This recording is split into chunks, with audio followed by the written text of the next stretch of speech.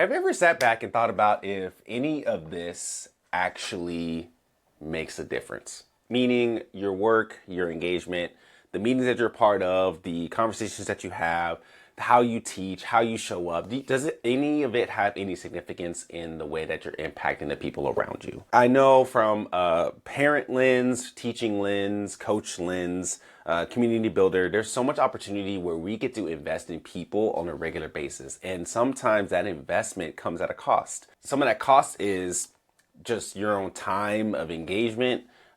Some of it may be even you hope to have a desire, but the desire doesn't come out the way that you want. Or even like you don't even get a chance to see the end result of all the work that you put in. You plant the seed and then you move on. And that's a hard dynamic to process. If we're not careful, we can see the seeds that we're planting not even mattering at all. And to the point where we stop even just planting seeds in the first place. But I want to talk about how we can shift that perspective a bit, because even though we may not see the fruit of our labor immediately, the impact is still there. What if the most important impact doesn't happen in 5, 10, 15 days or weeks? What if it happens in 5, 10, 15 years from now? And are you willing to be patient enough to see it through, or know that your work today is going to benefit the person, the effort, the initiatives tomorrow? So let's dive into this episode of Shift Your Lens.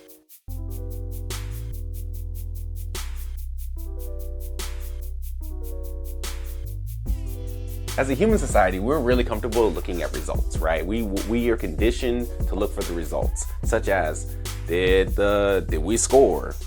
Or in the workplace, did the project succeed or did it not succeed? Did our metrics improve? Our employee engagement improving?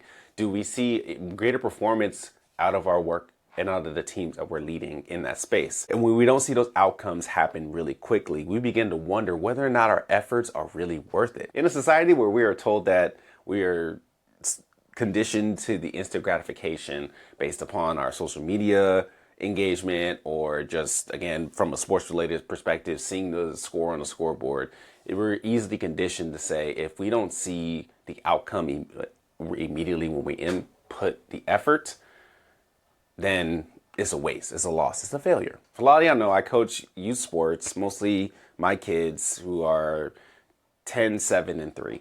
And just recently, our 10-year-old just wrapped up their baseball season, had a great year, a lot of growth, a lot of development, as you would normally see in baseball. And at the ballpark, we were walking away, and there was a county sheriff who walked up to me and said, "Hey, coach, it's good to see you." And I'm like, who is this kid, right? Like, who is this guy that's coming and calling me coach, right? And I had to look at this name tag, and it was a name tag of a player that I coached in high school, for high school football 10 years ago. And he's like, yeah, like, after, I just want to appreciate you and your coaching, because you were really great in engaging with me. You set a great positive experience. You know, then he went to the military, then now he's in the police force, and he's doing some great things in the community. And it was really great. It was like a small moment in that leadership space. And it was a small moment in that space. This young kid as an adult, in a career, in a profession that he's enjoying, but sharing just a little bit of gratitude for my small presence that I engaged with them for 2 to 3 seasons on the football field years ago. You know, it's interesting because at the time when I was coaching, I had this mentality and perspective that I really want to engage these kids and coach them. But I also know that sometimes I get engaged with them and like I want to see the success of my coaching happening right now. I want to see them be successful and thrive right now, right? But that, you know, they're in high school. That's not the case. But when you get the opportunity to years later see the impact of that you've done, that is so rewarding. That is so fruitful. And that's exciting. And that's like a lot of the reason why I still coach. But we can get into the habit or get stuck in thinking that, one, again, we need to see the fruit of our labor in the immediate opportunities that we are engaged with in our leadership. Like, we want to see the wins. We want to see the progress. We want to see the success happening right now. Like, in this exact moment, I want the gratification today. Or we get to the point where if we don't see the growth happening right in that moment, then we don't think that this moment right now matters. And then we just throw away and not steward what we've been given until it does become a point where it is a value. And then we wish that we would have put the effort and time to be cultivating what we've been given or cultivating the team that we had. Because when the moment calls for us to see the fruit of our labor, we don't see that. And I want to encourage you as a leader to know that what you are doing matters in your leadership. How you are showing up matters in your leadership. The scoreboard is one of the indicators that helps us understand where we are when it comes to the game by game, but that's not the whole story. How do we stay engaged and motivated with what's going on in the whole story? How important it is for you as a leader to stay tactical, stay engaged, and then what does it mean for you to model what kind of leader you want to be and you want your team to develop, even if you don't see the model coming to fruition during your time in your leadership. I think that our mentality is that our leadership is not measured by the outcomes that we see. It's measured by the example we are consistently modeling. If we are so focused on the visibility of our results and making sure that that is like present, we may miss out on the meaningful engagement that is occurring underneath all the activities. If we're so focused on the scoreboard, we miss out on the learning and teaching moments that may happen that goes beyond the game. If we're so focused on making sure the project gets accomplished, we may miss out on the opportunity for a staff member to understand the nuances of how to navigate the workplace or feel comfortable and feel like they belong to speak up so they can become successful in that workplace. There are a lot of roots underneath the surface when you think about trees, plants, vegetables, all the things, right? A lot of stuff is happening under the surface that we don't see on a daily basis. And those are the things that we just can't measure. We can't measure what's going on underneath the surface. But we can be mindful of how we're developing the strengths that will eventually support what we can see, right? And that is what the cultivating of the ground looks like. That's what cultivating the space looks like.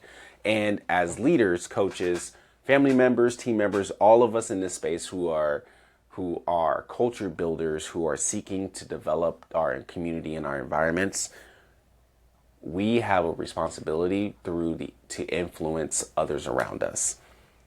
And if you think about the people who influenced you, they probably have no idea about the impact that they had on your life. How many conversations that you probably have had with them that you probably forgot about? How many visible examples did they do or model that they probably didn't even know that they were doing, but made a huge impact and it made a huge impact on your life, right? I am very grateful for a coach that I had growing up, Coach Daniel. Coach Daniel was a phenomenal influence in my life. He was young, he was energetic, he was engaged, but he was always caring about me as an individual, and he really modeled himself with a very upstanding posture and attitude. And it made me, and when I first started coaching basketball especially, I hit him up. I said, "Hey coach, I appreciate how you modeled basketball for me, and I'm really excited to do the same for you, to these kids that I'm modeling." When I started coaching high school football myself, I reached out to my high school football coach, Coach Goings, and I say, "Coach Goings, you the phrases, the energy, the effort, the mentality that you put towards the game, and the focus on the development in my own way, is like my blueprint for how I want to engage these kids, right? And in high school, and just showing encouragement, showing the gratitude and the appreciation for what the little things that they did and how that helped me. And, knowing that they're not with me day to day like they used to be from the playing days when I was younger, but to let them know that, hey, the seeds that they planted years ago in that small time on the court or on the field has helped design and develop the way that I see the world and help design the way that I see and want to engage these kids. And that reminder helps me understand that when I then engage the students current today and beyond, and my kids today and beyond, that I have this window of time where I am focusing on planting the seed and watering the ground in which they can grow and cultivate in their environment, and then hopefully send them off to the next stage in the next effort in a very successful way after they're done in my space. All right, we'll get back to this episode in a moment, but before we get to that, I would love for you to take a moment to hit that like button and hit the subscribe button as well if you find any value in this episode, and would love to hear more about how you could develop yourself as a leader. Please follow those 2 actions, and maybe a third action is to share this with a friend so they could be up on this leadership game too. All right, let's get back to it. The reality is, our leadership influence is going to travel a lot further than the leadership visibility.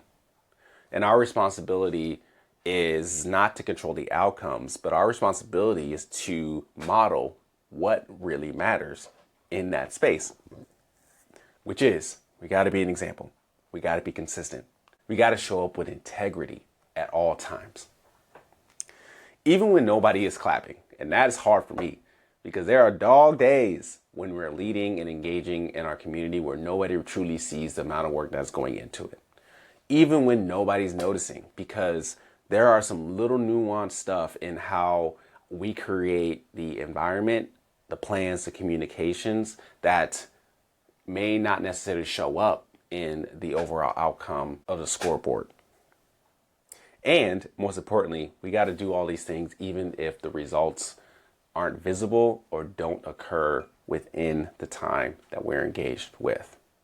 I often think about community leaders, right? I got books here of a few community leaders like Malcolm X, MLK, Wilfredo de Jesus, and Reverend Fred Shuttlesworth, where these individuals who are part of various social movements within our society that unfortunately did not see the full extent of their involvement. They were trusted with the role, responsibility, and the engagement, and the small aspect that they were privileged to cultivate. And I often wonder if I guess I don't wonder. I know there are moments where they probably felt like, what is the point of this work, right? They're probably sitting here in their leadership saying, I'm putting all this work. I am showing up every day and I'm still getting kicked in the teeth, right? I am communicating as best as possible and people still are not giving me my full effort and dignity, right? Or, I'm putting in this work at night and nobody's acknowledging it, and it's become hard. Those are real experiences and moments in leadership that can really deter from us from wanting to be engaged and wanting to say yes to these things.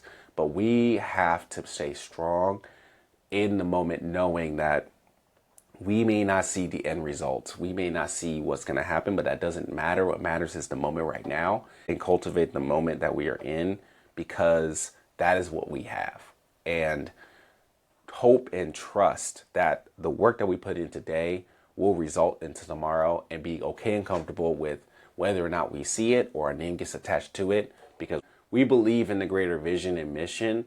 And that greater vision and mission has to go beyond us. And if we attach our own ego or attach our own identity to the outcomes of the greater vision and mission, then we'll become real discouraged if we don't get that same recognition, or become real discouraged if we don't see it. And we can't control that, but we can control what we can control, which is right here in this moment. And if we are putting our more of an emphasis and effort on that, we will seek that fulfillment that we're seeking, right? And that is where I want us to shift our lens into as we are looking at leadership, in what we're modeling, what kind of example that we're putting off, and how does it lead to the greater mission and vision that we're striving towards. So this week, it's a real simple one. It sounds weird, big and nebulous, but let's boil it down to what we can actually do in practice. I really want you to ask, what am I modeling? Reflect and think about, when you show up, what do people see in you? This is not saying, what am I teaching? Because those are the words that you're saying. Or what are you saying, right, verbally? But truly, if your posture and your presence shows up in the room, what do you want that to model? What do you want that to say? That's the question I want you to process and think about. Because people are learning from what you do consistently more than what you occasionally say.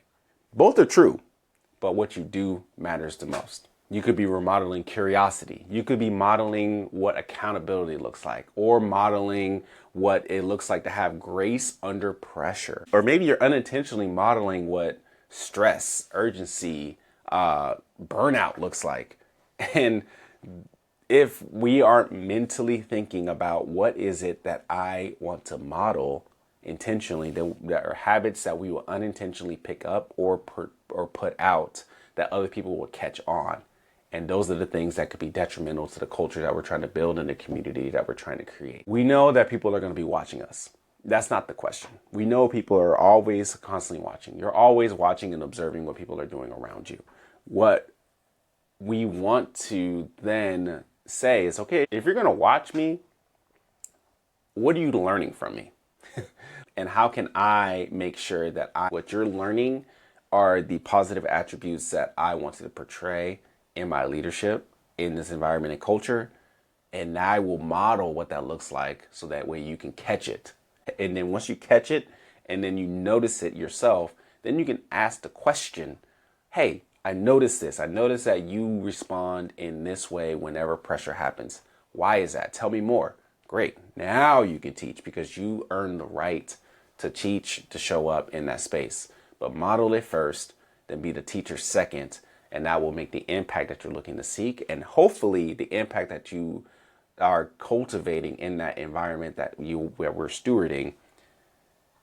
We hope that we see the fruit, but be okay if you don't. Be okay if the fruit does come beyond our time, beyond our years down the road, but you made a greater impact. And that's the legacy that we want to keep. And that's the legacy that we want to pursue in our leadership. So pick one of those qualities that you want to intentionally model. Just one this week. All right. Don't boil the ocean. Just pick one of the leadership qualities that you want to intentionally model this week.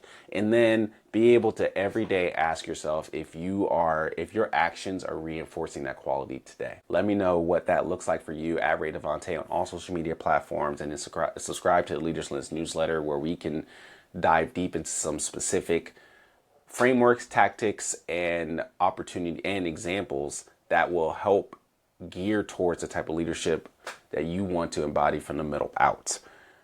You don't need the proof that your leadership matters in order for it to matter. You don't need it. That's the fallacy of leadership, is that we need to be seen as this grandiose. We need statues. We need names all over the place like that. Sure, but that is vanity. That's ego. We don't need that. What you need to know is the most important leadership work happens long before the results are visible. And that is if you keep showing up, you keep being consistent, you keep investing in the people around you, you keep planting the seeds of the type of qualities that you want your team, your community, your family to embody. And every once in a while, you might catch a glimpse. You might see some life of what you're cultivating in the moment of the seeds that you planted years ago. You might see that. And that will be fantastic. But don't treat it as validation. Treat it as confirmation that the way that you're showing up in your leadership is making a difference. Thank you for listening to Shift Your Lens. Tell a friend to tell a friend. Share this with somebody as well. And next time, keep leading with intention. Keep building communities and cultures where every identity can belong and thrive.